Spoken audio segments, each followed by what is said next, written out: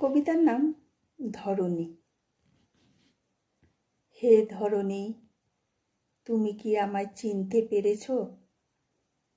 আমি তোমারই হৃদয়ে জন্মানো বৃক্ষ লাল পলাশ, যাকে তুমি দেখেছ শিশির ভেজা ভোরে।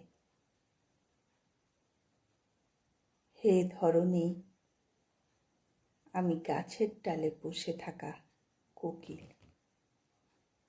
তুমি যাকে গাইতে শুনেছ সুন্দর এক বসন্তে। হে ধরণী, আমি সেই ছোট্ট বালক, তোমাকে আমি দেখেছি অবাক চোখে। আমি পরন্ত বিকেলের এক কিশোর,